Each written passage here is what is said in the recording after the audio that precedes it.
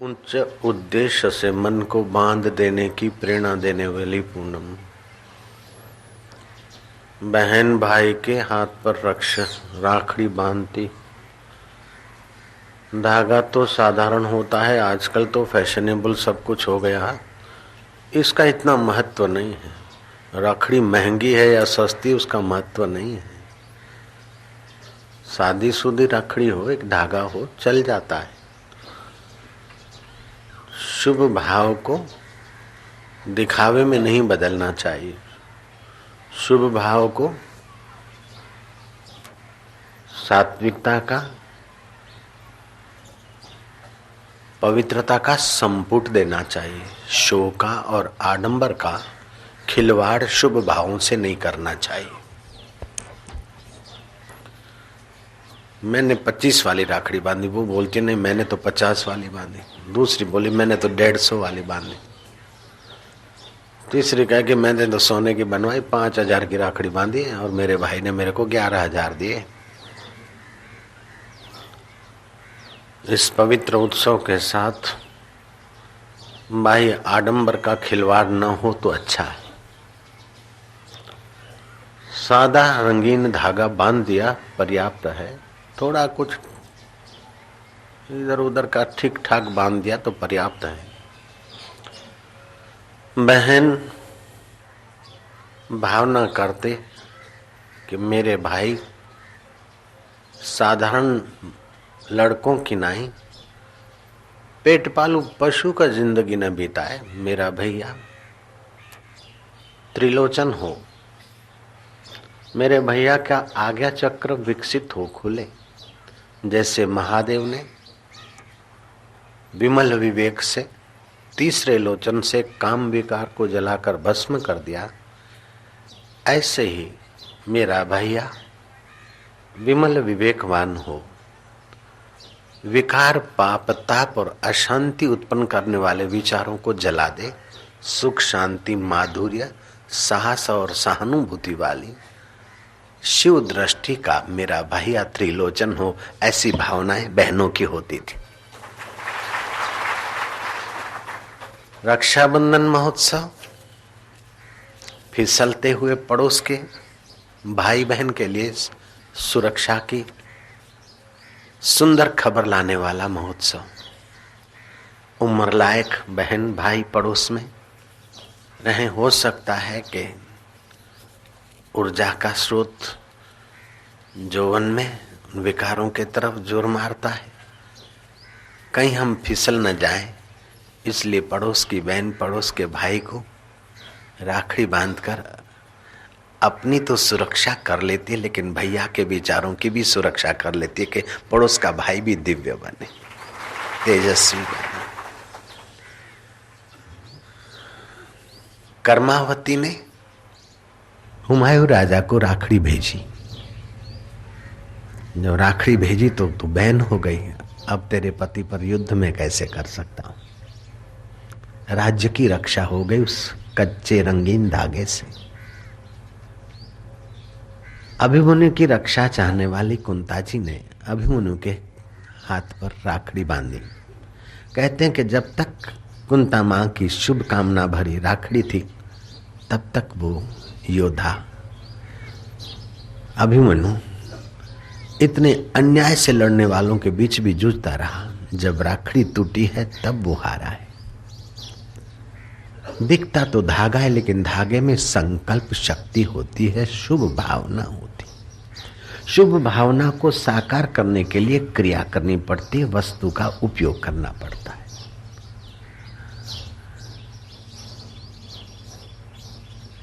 इंद्राणी ने देखा कि इंद्र दैत्यों के साथ जूझ रहे और कभी कभार दैत्यों से बड़े पीछे हट करके हो सकता है कि कहीं पराजय की खाई में न गिर जाए। इंद्राणी ने इंद्र को राखड़ी बांधी, अपना शुभ संकल्प, विजेता बने। मेरे गुरुदेव के चरणों में, गुरुदेव अहमदाबाद पधारे थे तब कोई प्रोफेसर आया जूनागढ़ का, कोई दूसरा आया प्रिंसिपल। बोले साईं भाई तो बहन की रक्षा कर रहे हैं। कुंता जी का संकल्प तो अभिमन्यु की सेवा करे, रक्षा करे, लेकिन हम भी तो रक्षा चाहते हैं। गुरु पूनम बीत गई, उसके बाद की पूनम है। इंद्र को युद्ध में विजय चाहिए, लेकिन हमें तो विकारों में विजय चाहिए। हमारी सद्गुरु विषय विकारों से रक्षा करते रहे। जब तक हम ईश्वर तक न पहुंचे तब तक गुरुवर आप हमारी संभाल लेना। गुरु जी हमारी संभाल ले जो रे, दिलड़ा मा रहीने दो रवणी दे जोरे। 1-2 शिष्य हूँ, 5-25 शिष्य हूँ, तब तक तो रखड़ी लाए और बांधी। जब हजारों और लाखों की तादाद हो जाती है तो फिर बाह्य क्रिया की अपेक्षा, बाह्य पूजा की अपेक्षा, षोडशों उपचार की पूजा का अपना महत्व है, अस्वीकार हम नहीं करते, लेकिन उससे भी ज्यादा मानस पूजा का महत्व माना गया है। ऐसे ही बाहर से साधक एक राखड़ी लाकर बांधे तो उस रक्षाबंधन महोत्सव में 5 दिन पूरे हो जाएंगे, लेकिन कुछ लोग बाकी रह जाएंगे। मन ही मन गुरु के दिव्य ज्ञान का प्रचार प्रसार, देवी कार्य, लाखों लोग देवी कार्य से लाभान्वित हो। साधक शुभकामना करके गुरु को राखड़ी बांध सकता है और गुरु भी दृष्टि से शुभ कामना करे कि इनकी विकारों और विषयों से, अविवेक और अशांति से इनकी सुरक्षा हो और विमल विवेक इनका जागे। तुलसीदास जी कहते हैं, तुलसी हरि गुरु कृपा बिना विमल विवेक न होई, बिनु विवेक संसार घोर निधि पार न पावे कोई। मनुष्य विवेक प्रधान प्राणी है। अगर विवेक का अनादर करके लोभवश, कामवश, क्रोधवश, मोहवश, अहंकारवश कर्म करता है तो विवेक और दब जाता है। धन चाहिए, लेकिन खर्चने के लिए, व्यवहार चलाने के लिए। रामतीर्थ बोलते थे कि तुम धन कमाओ गृहस्थी हो तो, लेकिन धन कमा कमा कर उसके टेंशन से दब मरने के लिए धन नहीं है। विवेक रखो। धन कमाते हो तो कभी कभार एकांत में जाकर अपने आत्म प्रसाद को पाने का अवसर मिले। धन कमाते हो तो शरीर की सुरक्षा के लिए मकान ले, वस्त्र ले, माता पिता की आशीर्वाद प्राप्त करने के लिए और अपना कर्तव्य निभाने के लिए उनकी सेवा करें। दीन दुखी के आंतड़े को संतोष पहुंचाकर दीन दुखी के रूप में छुपे हुए नारायण का आशीर्वाद ले, अपना औदार्य सुख प्रकट करे। तुम्हारे पास धन है, सत्ता है, योग्यता है, तो विमल विवेक जागे, इसलिए विवेक से इसका सदुपयोग करो। अगर लोभ करोगे तो विवेक दब जाएगा, विमल तो नहीं बनेगा, समल बन जाएगा। रजोगुणी आदमी अगर मर्यादा और शास्त्र और संत और भगवान का आश्रय लेता है तो रजोगुण में से सतोगुण और सतोगुण में से गुणातीत परब्रह्म परमात्मा का साक्षात्कार करने में सफल हो जाता है। अगर रजोगुणी आदमी अति विवेक का अनादर करके लोभ का आदर करेगा, मोह का आदर करेगा, अहंकार का आदर करेगा, तो साधारण विवेक भी मनुष्य का दब जाता है। फिर क्या करे क्या न करे उसका पता ही नहीं रहता। साधारण विवेक होता है तो क्या करूं क्या न करूं असमंजस होता है। विमल विवेक होता है तो फटाक से शुद्ध विचार आते हैं, शुद्ध निर्णय होते हैं। लेकिन समल मल सहित, विकार सहित विवेक होता है तो आदमी का विवेक दब जाता है। शुभ का पता नहीं, अशुभ को ही शुभ मानता है। मैं का पता नहीं, इसको ही यह कोई मैं मानता और मैं का पता नहीं। यह शरीर है, ये हाथ है, आप हाथ नहीं है। ये पैर है, आप पैर नहीं। ये मेरा हृदय है, मैं हृदय नहीं। ये मेरा पेट है, मैं पेट नहीं हूँ। ये मेरा मन है, कभी दुखी होता है, कभी सुखी होता है, मैं मन नहीं हूँ। लेकिन विवेक के दब जाने पर मन के सुख दुख को आदमी अपने को सुखी दुखी मानता है। चमड़े के काले गोरे होने को अपने को काला और गोरा मानता है, विवेक दबा हुआ है। बुद्धि में राग द्वेष होता है, भूख और प्यास प्राणों को लगती है, लेकिन विवेक दब गया है। मुझे भूख लगी है, मुझे प्यास लगी है। सुख दुख मन को होता है, लेकिन विवेक दब गया है। मैं सुखी हूं, मैं दुखी। फलाने के लिए तो मेरे को बड़ा गुस्सा रहता है, तुझे नहीं रहता है, बुद्धि में द्वेष है। फलाना तो मुझे बहुत प्यारा लगता है, वो तो मेरा प्यारा है, तेरा प्यारा नहीं है, तेरे राग का प्यारा है। ये मेरी चाची है और ये मेरी मदर इन लॉ है। पशुओं को पता नहीं, मनुष्य को पता रहता है। पशुओं को पता नहीं रहता कि हमारा जन्म कीमती है, ईश्वर प्राप्ति के लिए नहीं, मनुष्य को पता होता है। पशु को पता नहीं कोई सर्जनहार भी है, लेकिन मनुष्य को पता है कि सृष्टि है। ये घड़ियाल है तो बनाने वाला भी कहीं न कहीं है। भले उसको बनाते नहीं देखा, फैक्ट्री को नहीं देखा, लेकिन किसी फैक्ट्री में बनी होगी और बनाने वाले ने बनाई होगी, किसी ने डिजाइन बनाई होगी। घड़ियाल को देखने मात्र से आपको स्वीकार करना पड़ता है कि कहीं न कहीं इसका बनाने वाला होगा। ऐसे मनुष्य विवेक से जान सकता है कि सूरज किसी व्यक्ति की बनावट नहीं है, चांद किसी व्यक्ति की बनावट हो नहीं सकता, धरती किसी व्यक्ति की बनावट नहीं है। मौसम के फूल खिलते हैं और सुगंध फैलाते हैं, ये किसी व्यक्ति के बश की बात नहीं है। गाय हरा घास खाती और सफेद दूध बनाती है, ऐसी मशीनरी बनाना किसी मनुष्य व्यक्ति के हाथ की बात नहीं है। दुनिया भर के सब विज्ञानियों को मिलाकर इतना कह दो कि एक ट्रक भर के तुम घास ले लो और 1 किलो दूध बना के दो किसी फैक्ट्री में, उसके बश की बात नहीं है। तो कितनी फैक्ट्रियां बनाकर तुम्हारे लिए रख छोड़ी है, जिसने उसको तुमने नहीं जाना और कैसे बनाता है वो भी नहीं जानते हो, फिर भी कोई बनाने वाला है, कोई सर्जनहार है। तुम्हारा जो अभी विचार उठा, उसके बाद कौन सा विचार उठेगा तुम्हें पता नहीं है, लेकिन विचार उठते। उन विचारों में कौन से विचार को महत्व आएगा और तुम क्रियान्वित करोगे वो तुम्हें पता नहीं है, लेकिन उसको पता है।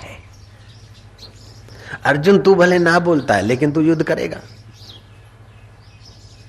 व्यास जी बोलते हैं कि ऐसा भी जमाना आएगा 5000 वर्ष पहले, 5200 वर्ष पहले व्यास जी ने जो भागवत में लिखा है वो अभी प्रत्यक्ष हो रहा है। तो जो विमल विवेक पाते हैं उसके साथ एकत्व पा लेते हैं, वो अभी की बात भी जानते हैं और 5000, 10,000, 50,000 साल के बाद क्या होगा वो भी जान लेते हैं, और 50,000 या लाख वर्ष के पहले क्या था वो भी जान लेते हैं। तो कैसे जानते हैं? मानवीय मति से नहीं जानते हैं, मानवीय विवेक से नहीं जानते हैं, लेकिन विमल विवेक से जान लेते हैं। तुलसी हरि गुरु कृपा बिना विमल विवेक न होई। बिन विवेक संसार घोर निधि पार न पावे कोई। ये संसार घोर समुद्र है। जैसे समुद्र में तमाम मत्स्य कच्छ जलचर होते हैं और अंदर वनस्पतियां और औषधि और उत्पात उत्थान होते हैं, ऐसे संसार में कितने उत्थान पतन, उत्पात, राग द्वेष। कोई तुम्हारे को वाह वाह करके अहंकार सजाता है, तो कोई तुम्हारी निंदा करके तुम्हारे को देहाध्यासी बनाता है। कोई तुम्हें प्रेम करके संसार में फंसाता है, तो कोई तुम्हें नफरत करके संसार में फंसाता है। छी, इतने काले, ऐसे कपड़े, बेकार आदमी हो। तो बेकार आदमी हो तो तुम अपने शरीर को, माई या भाई को ही मैं मानोगे। अरे यार बहुत बढ़िया ड्रेस पहने, क्या जचता है, कितना बढ़िया लगता है। वो तुम्हारे को देहाध्यास में फंसाया, विमल विवेक की तरफ नहीं ले गए। ये मरने वाले शरीर को मैं मानना और मरने वाली वस्तुओं को मेरा मानना, इस साधारण समल विवेक में ही तुम्हें घुमाएगा। लेकिन भगवान की कृपा होगी, जब भगवत नाम जप करोगे तो सत्व गुण बढ़ेगा, गुरु का सानिध्य होगा, तत्व ज्ञान का उपदेश मिलेगा, भक्ति के रहस्य का उद्घाटन होगा, विमल विवेक जगेगा। तुमको लगेगा कि सुंदर लगने वाला ये पुतला मैं नहीं हूँ, और मैले फटे कपड़े हैं और असुंदर लगने वाला पुतला मैं नहीं हूँ। बीमारी हुई तो इस शरीर को हुई, और स्वास्थ्य हुआ तो इसका हुआ, सुख दुख हुआ तो मन में हुआ, और राग द्वेष हुआ तो बुद्धि में हुआ, भूख और प्यास लगी तो प्राणों को लगी, और बूढ़ापा आया तो इस शरीर का आया, और जवानी आई थी तब भी इसी की थी। बाल्यकाल भी देख लिया, किशोर अवस्था भी देख ली, जौवन भी देख लिया, बुढ़ापा भी देख रहे। मृत्यु आएगी तो विमल विवेक वाला मृत्यु को भी देखेगा। जो मृत्यु को देखता है उसकी मौत नहीं हो सकती है, मृत्यु का साक्षी। तो बहन रक्षाबंधन के दिन अपने भैया के ललाट पर तिलक करती है। दो आंख से संसार को देखने वाले साधारण भाई जैसा मेरा भैया न हो, लेकिन ज्ञान की आंख भी खुले, आज्ञा केंद्र में भी जीवन जाए, विमल विवेक जगे मेरे भैया का। मेरा भाई बोंदू रह जाए, बायलो रहे, एवं कोई बहन ना ઈચ્છે। मारो भाई पलायनवादी थाय ने आम तेम फाफा मारतो रहे, एवं कोई बहन नहीं ઈચ્છે। बहन, हर बहन चाहती कि मेरा भाई शूरवीर हो, मेरा भाई तेजस्वी हो, मेरा भाई ज्ञान की निगाहें जो शिव तत्व को जगा कर जिए, कल्याणकारी दृष्टि वाला हो। तो बहन की शुभ कामना और प्रेम, भाई का साहस और सुरक्षा का वचन, ये भाई बहनों के लिए रक्षाबंधन महोत्सव। इसको नारियली पूनम भी कहते हैं।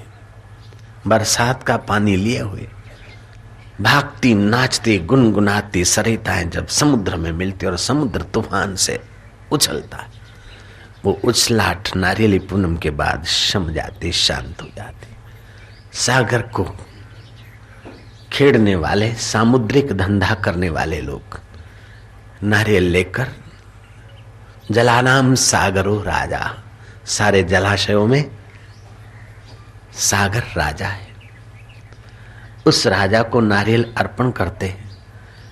अगर आंधी तूफान या बमल आए, हमारे देह की बलि न चढ़े, इसके लिए हम बलि आपको अर्पण कर देते। कोई व्यापारी या सागर खेड़ो अपनी उंगली के रक्त की 2 बूंदे भी सागर को अर्पण कर देते। कृतज्ञता व्यक्त करने का उत्सव। ब्राह्मण जनेऊ बदलते हैं। जनेऊ में 3 तार होते हैं, एक एक तार में 9 धागे होते, 27।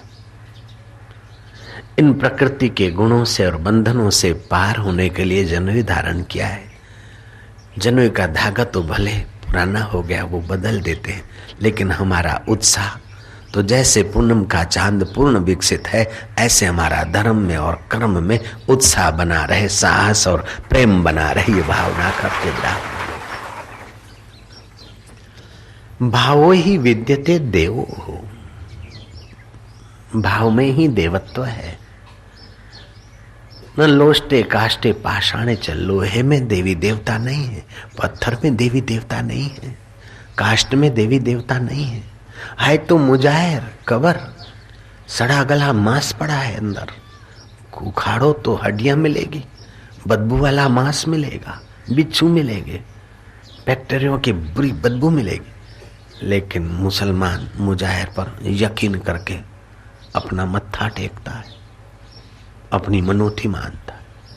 हिंदू भगवान की मूर्ति में भावना करके भगवान से मन चाहे अनुकूलताएं, मन चाहे वरदान और मन चाहे पवित्रता पा लेता है। तुम्हारे भाव में बड़ी शक्ति।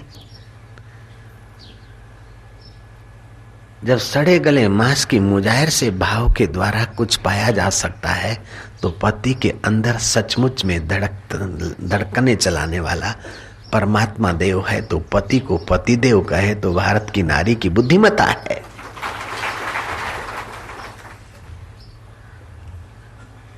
पिता को पिताश्री कहे तो भारत के किशोर, भारत के पुत्र, भारत के युवकों की बुद्धिमत्ता है। माता को माता देवी कह दे, मातृदेवो भव, तो ये उनका विमल विवेक है। गमे तेम छे पण मारा पति देव छे, कैसा भी है अपन फेरे फिर के आए। नारी नारायणी का रूप है। चलो थोड़ी गलती हो गई, डाइवर्स की आग नहीं लगेगी, विमल विवेक होगा तो। मार जुड़ के डंडे नहीं उठेंगे, विमल विवेक होगा तो। बाल गंगाधर तिलक की पत्नी, जितने वो विद्वान बुद्धिमान मशहूर थे, उतनी वो बुद्धू अनपढ़ थी। अनपढ़ थी, फेरे फिर लिए, हो गया। धीरे धीरे उसको पढ़ाया, लिखाया, समझाया, व्यवहार की कुशलता भरी। वर्षों की मेहनत के बाद उनकी पत्नी उनकी सहचरणी की काबिल कुछ हुई। लोगों ने कहा, बाल गंगाधर तिलक आपने कमाल कर दिया। ऐसी एकदम अनपढ़ देहाती, अब क्या कहें, आपकी धर्मपत्नी कैसी बाई थी और आपने कैसी बना दी। आपने बड़ा उन पर उपकार किया। बोले, उन पर क्या उपकार किया? वो तो मेरी अर्धांगिनी थी। आधांग कमजोर है तो उसको सबल करना ही अपना कर्तव्य है। विमल विवेक के तरफ की यात्रा है। હું ભણેલો ગ્રેજ્યુએટ ને તું અંગૂઠા છાપ, નહીં જોઈએ રાંટ, હું બીજી લાવીશ। समल विवेक, मल सहित का विचार है। अब दूसरी लाएगा तो क्या सुख देगी अल्लाह जाने, और सुख दे भी दिया तो उसके सुख की आसक्ति में फंसोगे, काम का प्रभाव आएगा, जल्दी बूटे हो जाओगे। समल विवेक है, मल सहित का मानवीय विवेक है। तुमने धन इकट्ठा किया, धन का उपयोग करने के लिए तो धन कमाना ठीक है, लेकिन धन की संख्या बढ़ाने का जब आदमी को अंधा भाव आ जाता है, अंधी दौड़, लाख वाला 2 लाख, 2 वाला 5, 5 वाला 25, 25 वाला 50, 50 वाला करोड़ चाहता है, करोड़ वाला चाहता है कि आप क्या करूं। इज्जत का सवाल है, प्रैक्टिक इज्जत का सवाल है। ये समल विवेक है, विमल विवेक नहीं है। इज्जत में जिंदगी बर्बाद हो रही है, आयुष्य नष्ट हो रहा है, उसका भी तो ख्याल कर बुद्धू सिंह, जयराम जी की। लेकिन नहीं, क्या करें, इतना तो करना पड़ेगा। पड़ोसी यहां तक पहुंचा तो हम भी तो कुछ करें। मेरा भाई मुझे कहता था कि देखो, साथ वाले दोनों भाई मिलकर करते तो कितने आगे आ गए, तू थोड़ा सा साथ दे तो उनसे हम लोग 4 गुने आगे आ सकते हैं। मैं क्या, बिल्कुल सच्ची बात है, लेकिन फिर क्या, समझो उनसे 4 गुनी संपत्ति आ गई, फिर क्या, 10 गुनी आ गई, फिर क्या, अंक ही तो बढ़ेंगे। आंकड़े बढ़ाने की अंधी दौड़ विमल विवेक नहीं है। 10 लाख हो गए तो 50 किया, वासना जगी, 50 वाले करोड़ की इच्छा हुई, करोड़ वाला 2 करोड़, 2 करोड़ वाला 5 करोड़, 5 आ गए तो क्या शांति हो गई? नहीं, वासना बढ़ गई। समल विवेक तो अंधी दौड़ लगाता है। जहां वक्त लगाना चाहिए, जहां समझ लगानी चाहिए, उसके लिए फुर्सत नहीं है, और जो छोड़ जाना है उसके पीछे सारी जिंदगी तबाह कर दिया। मनुष्य विवेक प्रधान प्राणी तो है, लेकिन विवेक का अनादर करने से उल्टा ज्ञान प्रभावशाली हो जाता है हम सत्य चित्त आनंद ईश्वर की सनातन सपूत अमृत पुत्र हैं, लेकिन बार बार जन्म रहे और बार बार मर रहे। दिन में न जाने कितनी बार दुखी होते, कितनी बार अशांत होते, कितनी बार भयभीत होते, कितनी बार चिंतित होते, कितनी बार टेंशन होता है। फिर थोड़ी देर टेंशन भय अशांति के बिना की कुछ क्षणें होती, लगता है कि हाश सुखी है। सुख तो तुमने देखा ही नहीं लाला। सार के लिए प्रयत्न करें, असार के लिए थोड़ा सा उपराम हो जाए, सच्चाई का आसरा ले, बस सारी बाजी जीत ले। तुलसी हरि गुरु कृपा बिना विमल विवेक न होई, बिनु विवेक संसार घोर निधि पार न पावई कोई। बड़े बड़े तिश्मार खान संसार में डूब गए, बड़े बड़े राजे महाराजे प्रेत होकर भटकते रहे। मुसोलिन जैसा होशियार राजा भी प्रेत होकर भटक रहा है। रावण जैसा बलवान दैत्य होकर मारा जाता है, लेकिन विमल विवेक है भोगी राजा में, और विमल विवेक जग गया तो विश्वामित्र होकर पूजे जाते। भगवान राम और लक्ष्मण उनकी चरण चंपी करते हैं। अम्रपाली वैश्या थी, विमल विवेक जगा, महान पुरुष बन गई। राजकुमारी बड़ी खूबसूरत थी, कई राजकुमार और राजा उसकी शादी के लिए तलब करते थे। राजकुमारी मल्लिया ने उन सबको बुलाकर एक सुवर्ण प्रतिमा में छुपा डालकर रखा था भोजन जो सड़ गया था, उसकी बदबू सूंघा दी। उनका विमल विवेक जगाया कि मेरे शरीर में भी इसी भोजन से ये सब बना है, और मेरे शरीर में अंदर क्या छुपा है, जो भोजन खाती हूँ वो सड़ता है, मलमूत्र बनता है। ऐसी फैक्ट्री के पीछे तुम क्यों दीवाने हुए हो? ये तो मल मूत्र बनाने वाली फैक्ट्री है, ये तो हाड़ मांस मज्जा खून थूक लींट, आंख से कीचड़ निकलता है, कान से खुरेद निकलती है, मुंह से थूक निकलती है, और नीचे के अंगों से मल मूत्र निकलता है। कहीं फोड़ा हो गया तो मवाद और गंदगी निकलती है। इस चमड़े से ढके हुए लोथ के पीछे राजन तुम कब तक घूमोगे? इस चमड़े की लोथ दो खड़ी हड्डियां हैं, कुछ आड़ी हड्डियां हैं, मांस के लोचे हैं और नसों से रगों से लिप्त है। जो खुराक खाते हो पच जाए तो मलमूत्र बनता है, नहीं पचे तो एसिड बन जाता है, जहर बन जाता है। राजन उसके पीछे कब तक पड़ोगे राजकुमार? ये मेरे चमड़े के सौंदर्य के पीछे। राजकुमारी मल्लिया ने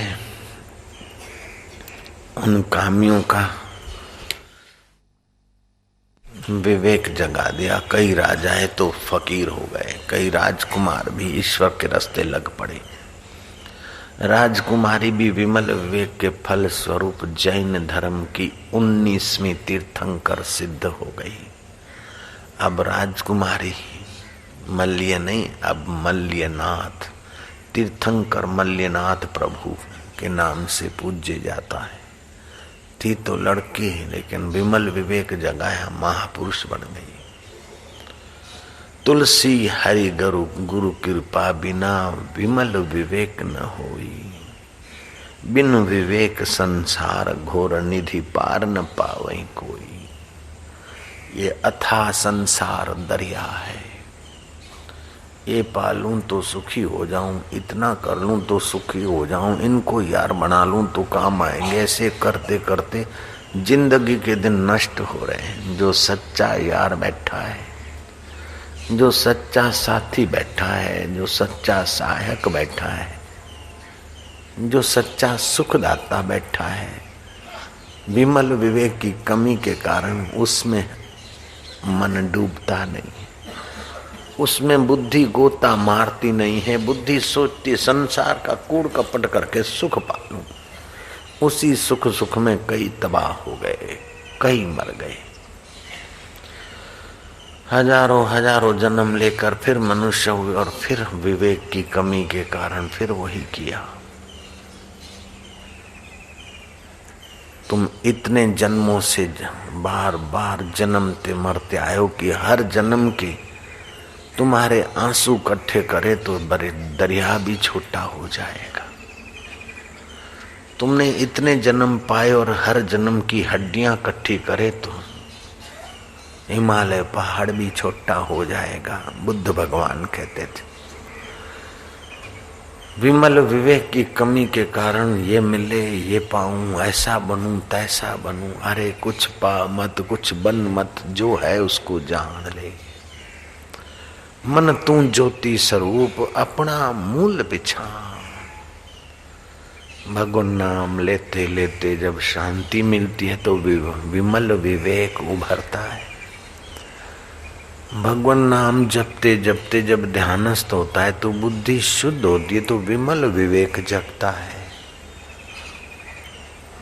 वकील हैं, न्यायाधीश हैं, साइंटिस्ट हैं, बैरिस्टर हैं, उद्योगपति हैं, बुद्धिमान तो बहुत लोग हैं धरती पर, विवेकी भी बहुत हैं, लेकिन निर्मल मति, निर्मल विवेक,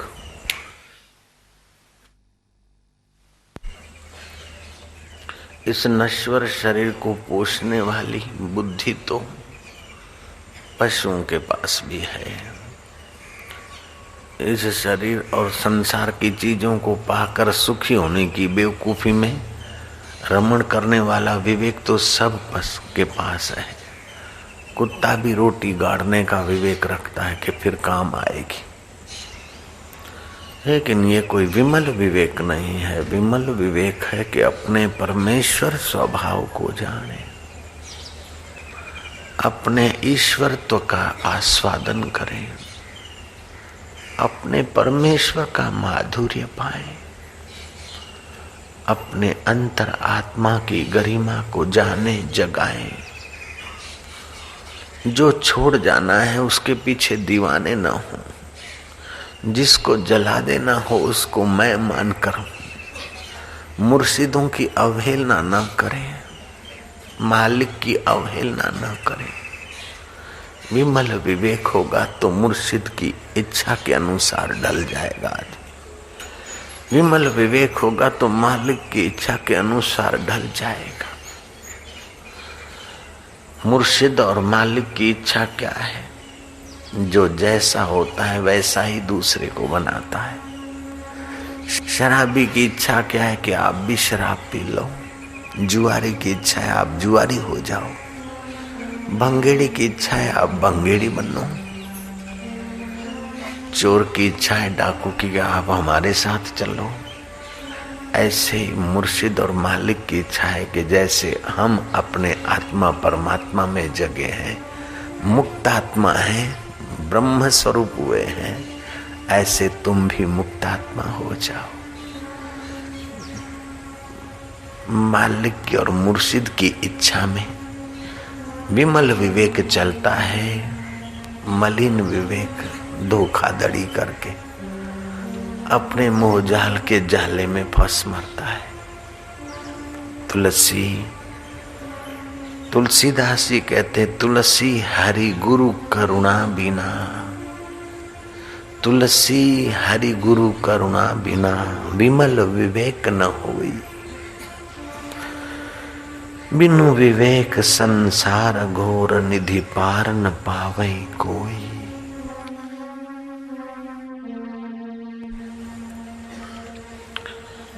निश्चल दास जी महाराज ने लिखा, अविनाशी आत्म अमर जग ताते प्रतिकूल, ऐसो ज्ञान विवेक है सब साधन को मूल।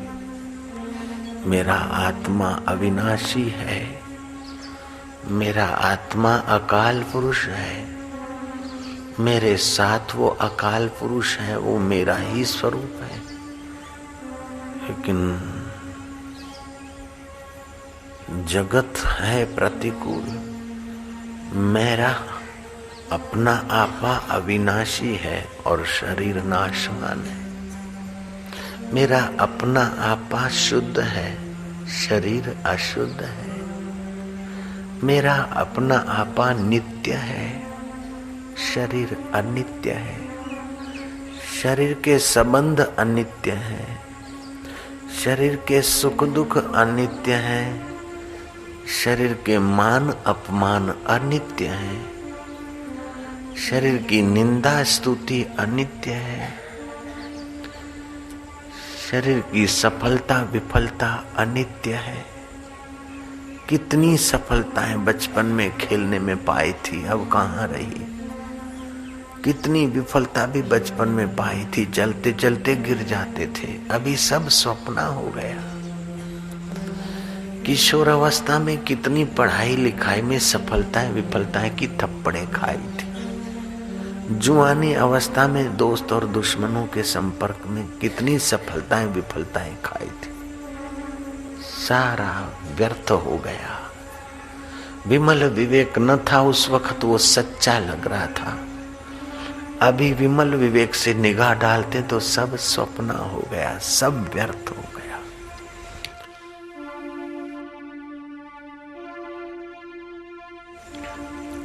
दो बूढ़े कथा में मिले दोस्त बन गए। एक दूसरे से हाल अहवाल पूछा। हाल अहवाल की चर्चा होते होते एक ने कहा मैं मद्रास में चीफ इंजीनियर था।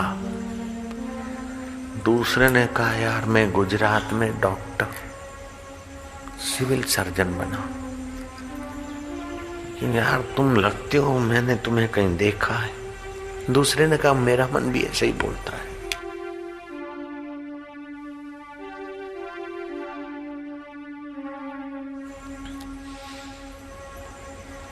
बोले तुमने यार ठीक कहा है। हम पढ़ते थे कॉलेज में तो मेरा दोस्त था, वो बोलता था मैं इंजीनियर बनूंगा। उसने कहा मेरा यार बोलता था मैं डॉक्टर बनूंगा। फिर हम बिछड़ गए। तेरा नाम क्या था कॉलेज का? उसने बोला फलाना। दूसरे ने कहा मेरा नाम फलाना। दोनों गले लगे। अरे यार हम तो पुराने मित्र और शिविर में आए, एक दूसरे को पा लिया। 40 साल बीत गए लेकिन मिले यार, मिलाने वाले ने मिलाया। उस जवानी में कितनी उमंग थे, कितने उड़ानी थी कि मैं डॉक्टर बनूंगा। मैं डॉक्टर बन गया यार। दूसरा कहने लगा मैं इंजीनियर बनूंगा, इंजीनियर बनूंगा, ऐसा बनूंगा। मैं वो भी बन गया।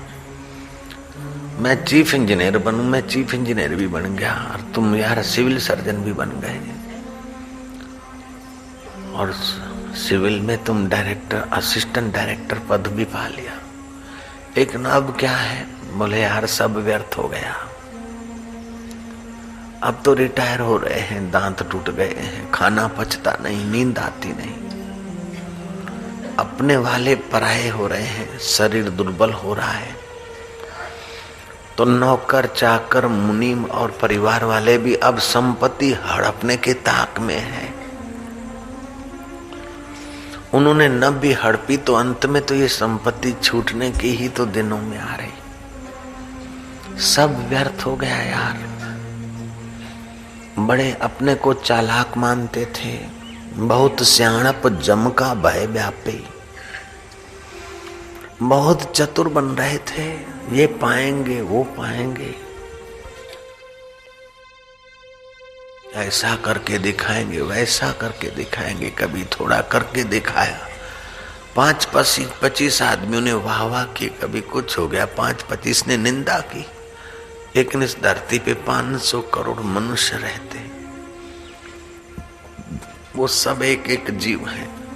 और इस धरती का एक चम्मच मिट्टी उठाओ तो उसमें उनसे भी ज्यादा जीव पाए गए।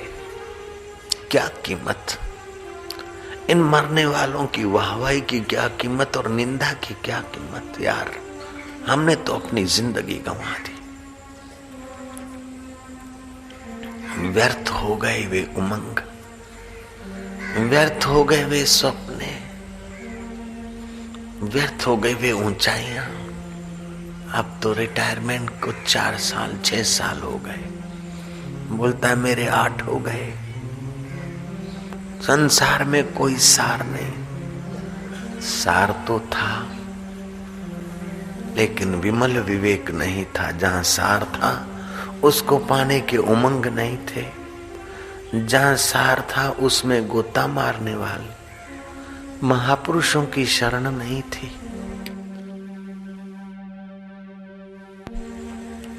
दिया बुझा तब महफिल में रंग आया। दिया बुझा तब महफिल में रंग आया। साथी चल गए तब दिल में उमंग आया। जीवन घिस गया तब विवेक आया, वो भी जरा सा। दोनों अपने मूर्खता पर आंसू बहा रहे। ये भी थोड़ा विवेक है तभी। आंसू बहाते थोड़े शांत हुए। शिविर के ध्यान योग का कुछ प्रसाद उन्होंने पा रखा था। बोले यार सब व्यर्थ है, मैं सेठ बनूंगा, मैं साहूकार बनूंगा, मैंने ये कोठी ली, मैं ये कोठी ले लूंगा, मैंने इतने वाइट रखे, इतने 2 नंबर रखे, मैंने इतने गहने गांठे बनाए, मैंने इतने कपड़े रखे, इतने दोस्त है, लेकिन सारा व्यर्थ।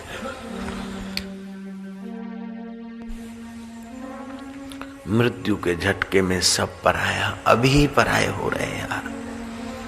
जिन पर भरोसा किया उनका रुख बदल गया है। सारा व्यर्थ, सब बेकार। सब बदल गए यार, अपने पराये हो रहे। जो असिस्टेंट खूब खूब प्यार से सलाम करता था, अब तो देखा अनदेखा होकर नजर बजा के चला जाता है, क्योंकि रिटायर हो गए यार। जो माय बॉस करते थे वे अब माय असिस्टेंट भी नहीं बोल रहे। जिन बेटों के लिए कूड़ कपट किया उनको लाडियां मिल गई, वो पुत्र हो गए, वे सामने तक नहीं देखते यार। ए संसार तू धोखे से भरा है। उसने कहा यार तेरे अकेले को धोखा नहीं मिला है, मैंने भी धोखा देखा, और ये सारे जो भी भागे जा रहे वे भी बेवकूफ धोखे में है, लेकिन कौन समझाए उन्हें। कोई सेठ बनकर धोखा खा रहा है, तो कोई मुनि बनकर धोखा खा रहा है, अपनी आयुष्य गंवा रहा है। कोई सुंदरी बनकर धोखा खा रही है, कोई सुंदरे बनकर धोखे खा रहे हैं। गुरवाणी ने ठीक कहा है, जूठा लेना जूठा देना, जूठा खाना जूठा भोगना, नानक ये सब जूठा संसार।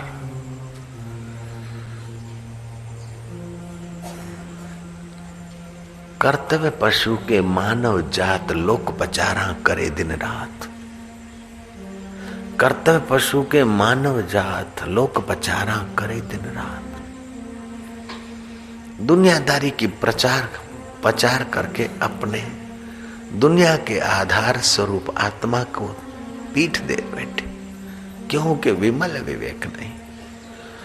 तुलसी हरि गुरु करुणा बिना विमल विवेक न होई। बिनु विवेक संसार घोर निधि पार न पावई कोई। बूढ़े आपस में बात करते करते कुछ शांत हुए और फिर गुरु के विवेक की स्मृति आई। दोनों बूढ़े उस गुरु के विवेक, हरि के विवेक के तरफ चल पड़े।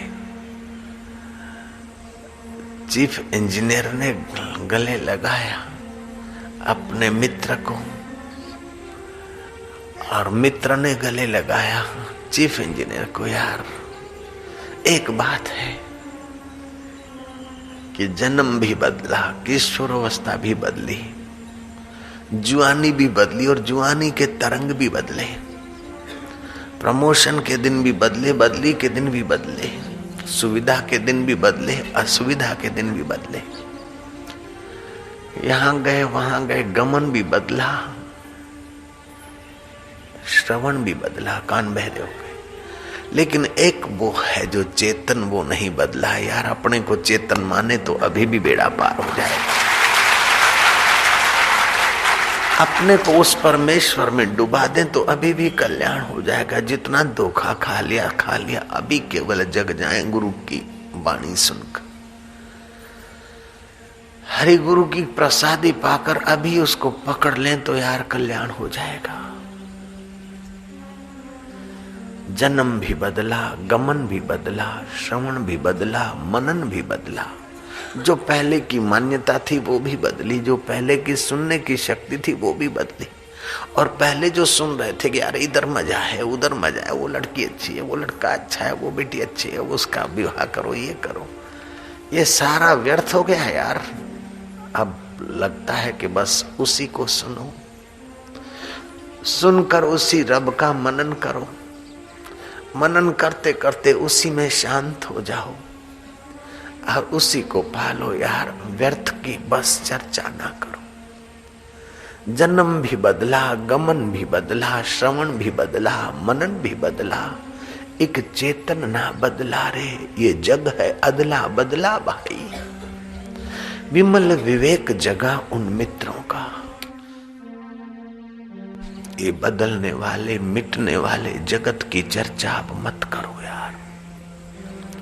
अब तो उसी को सुनो, बार बार उसी का विचार करो, बार बार उसी में मन को लगाओ यार।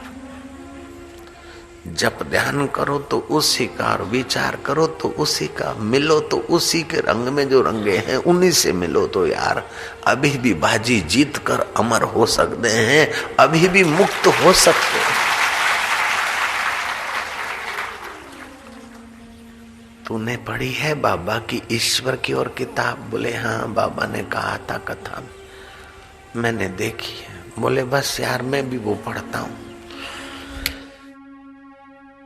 अपने मन को जीते जी मौत दिखा देता हूं। चलते चलते बुढ़ापे में थकान हुई, ढल पड़े।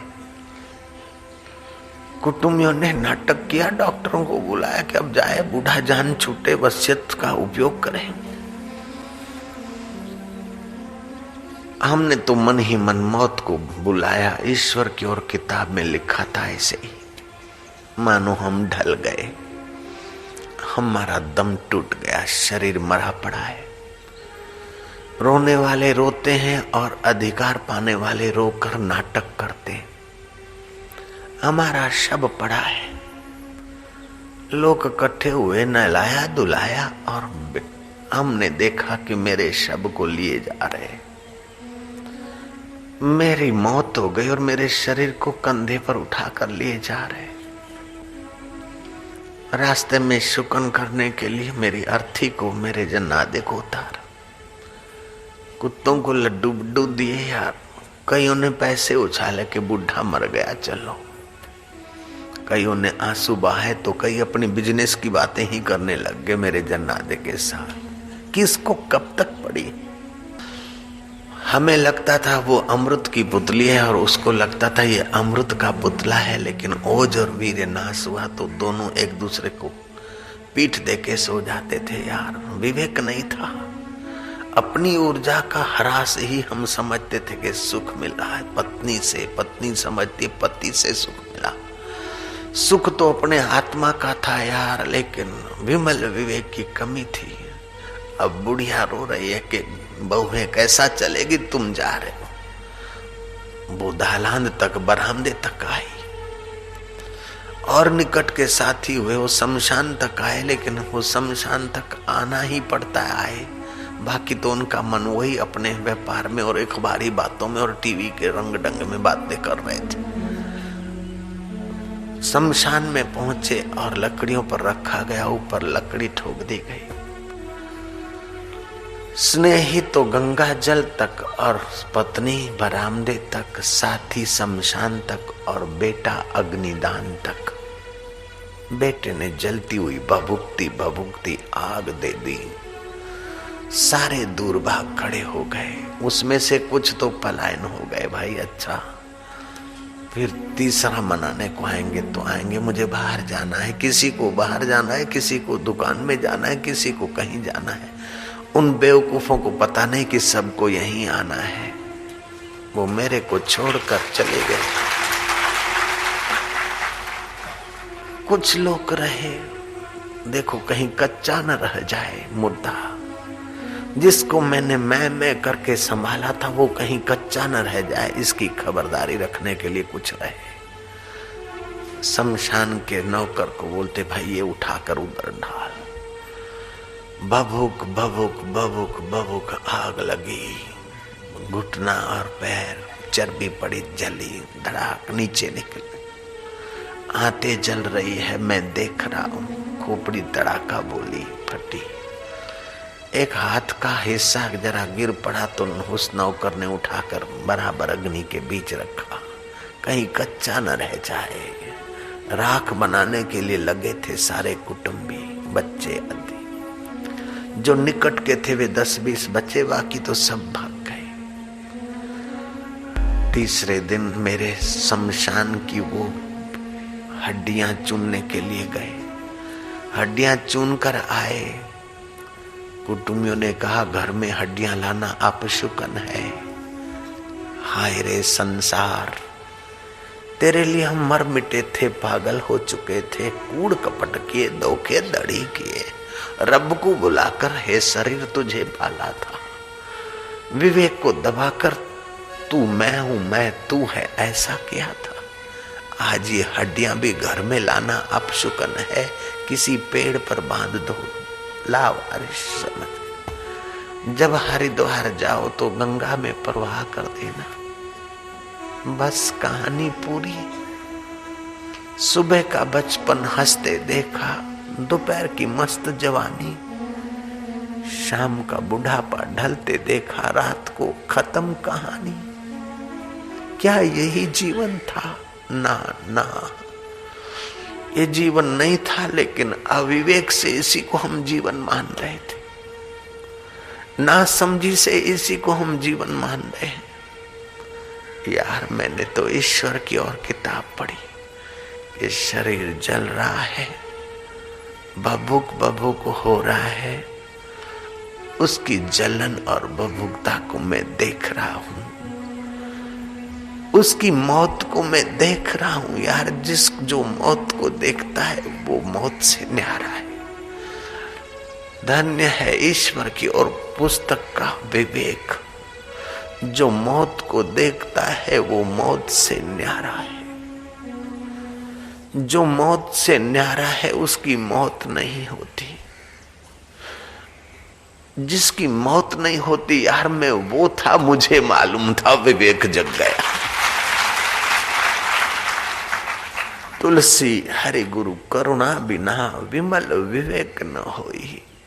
बिन विवेक संसार घोर, निधि पार न पावे कोई। यार मैं तो उस ईश्वर की और पुस्तक का अध्ययन करते करते जीते जी इस शरीर को समझता हूं कि मर गया। इसके मौत का मैं साक्षी हूं। जो मौत का साक्षी है वो उसकी मौत नहीं है। अपने साक्षी स्वरूप में आता हूं तो मुझे कोई वासना और कोई इच्छा जैसा नहीं लगता है। जब शरीर में वृत्ति आती है तो फिर पुराने दुष्ट संस्कार आ जाते। बाबा ने सुनाया था कथा में कि वशिष्ठ ने कहा है कि करोड़ों जन्मों की वासना है, दीर्घ अभ्यास के बिना नहीं जाती। यार अब जब शरीर में शक्ति थी अभ्यास करने की, कहीं बाबा के मौन मंदिर में बैठने की शक्ति थी, तब तो विवेक नहीं था। अब विवेक जगाए तो यार शक्ति नहीं, क्या करे। हफ्ता 15 दिन बाबा के डेरे में रहे संसार के संबंधों को भूलकर, लेकिन वो भी शरीर साथ नहीं देता है। अगर जवानी में ये कर लेता तो काम पूरा हो जाता। इस मरने वाली लोथ के पीछे जिंदगी तबाह हो गई। उस तबाह होने की जिंदगी में से थोड़ा समय बचाकर कहीं एकांतवास जाते और भजन में लगते तो यार अपने भी बाबा जी जैसे हो जाते, ब्रह्मज्ञानी हो जाते। अब जो रही है, जो गई सो गई, राख रही को जितनी बीत गई। यार बेवकूफी में जिंदगी चलो, अब क्या करें। अब सावधान रहे।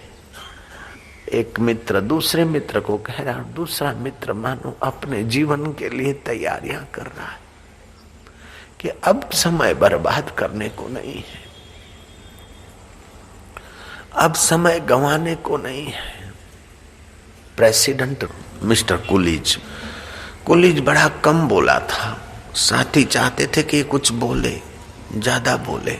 कुलीज समझते थे कि वाणी को व्यर्थ करना ठीक नहीं। जैसे भगवान गणपति ने व्यास जी को कहा बच्चों गुप्ती रखनी चाहिए, वाणी की शक्ति का सदुपयोग करे, बाकी की वाणी बचा कर रखे। वो कुलीज वचो गुप्ती के रहस्य को थोड़ा बहुत कैसे जाना। मित्रों ने एक महफिल रची कि कुछ भी हो आज इनको बुलवाएंगे खूब।